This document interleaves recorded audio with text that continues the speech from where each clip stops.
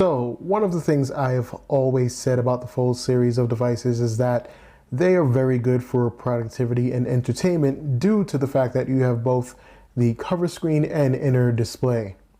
Now, one of the things I have also said is that the Fold set of devices are not perfect in any way, shape, or form.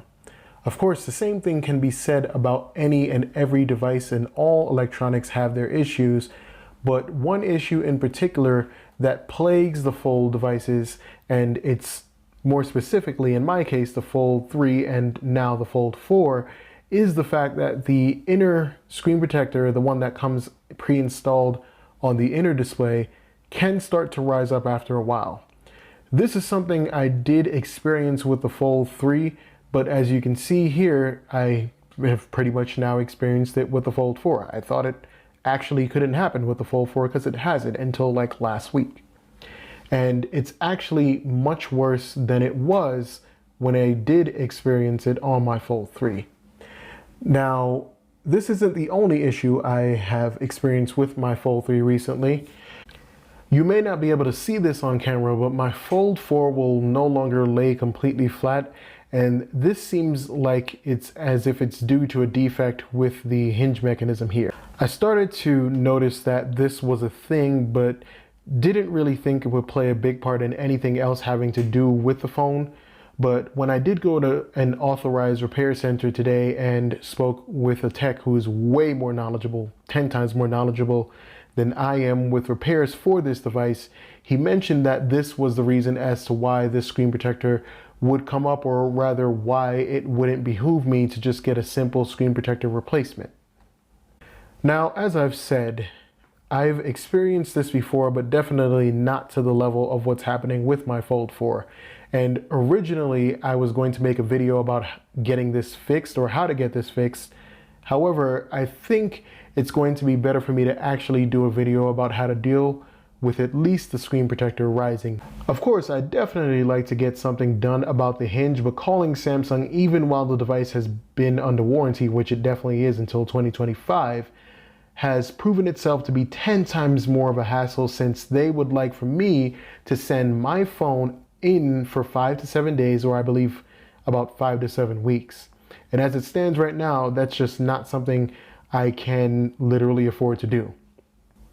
With that all being said, what I'm going to do here is attempt to at least deal with the rising screen protector, which is for me the main problem. I'm going to carefully peel this off on camera, and depending on how many people would like to see a follow-up to this, or how many people view this video, what I'd like to do is give an update about a week from now about how my device is doing without this pre-installed screen protector. Now, we kind of got to talk about warranty and how it has affected the Fold devices. So one thing is that previous iterations of the Fold series, namely the Fold 1 and Fold 2, had an issue where their screen protectors being removed would signal the death of the inner display. However, this was changed with the Fold 3 and supposedly for the Fold 4, which I guess we'll find out today. For even more context, with the Fold 1 and Fold 2, removing this screen protector would actually void your warranty, but it does not void your warranty with the Fold 3 or the Fold 4. The only thing removing it does seemingly do is make Samsung 10 times more nervous than they probably already are about any potential durability claims with their foldable devices.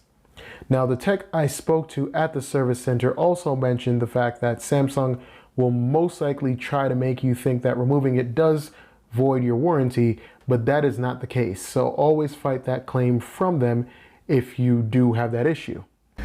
Now, honestly, I don't want to make this video too long or unnecessarily long, but really my intent here is to give you information about something that could potentially happen with either the Fold 3 or the Fold 4, and how to go about dealing with it if you can't go ahead and process a warranty claim, or if you don't have time to do so like me.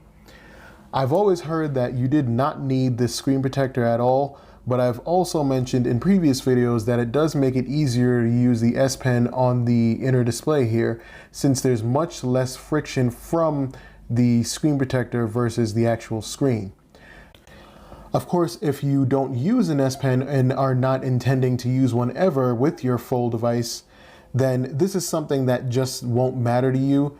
But just from a quick test after removing this screen protector, I can say there is a bit of a resistant feeling I'm getting, but nonetheless, right now, at least the device is in working, well, perfect working order. I mean, you know, sans the screen protector, but that doesn't really matter anyway. I'm seeing that right now.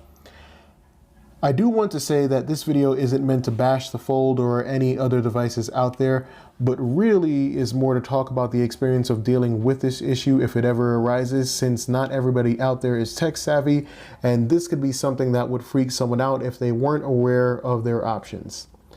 I feel like I'm forgetting the Hinge issue also that I mentioned before, but honestly, that isn't too much of a big deal for me since I barely noticed it in the first place, and it doesn't hinder me from using the phone the way I typically do. So I hope that there was something to be learned from this video today. And like I mentioned before, I'd like to make a follow-up if enough interest is generated in this video. So please let me know in the comments if you'd like to see what the experience has been like after a week, maybe even a little past a week, depending on when I actually get to take the time to do an update video. And as always, with any new piece of technology, you're going to run into problems. And even with technology that is somewhat been perfected in terms of form factor, you can also have issues like I've had with, you know, Note devices and other devices in general. Of course, I didn't have my YouTube channel at the time, so I couldn't talk about how to fix any of those issues with devices like that, but now I can.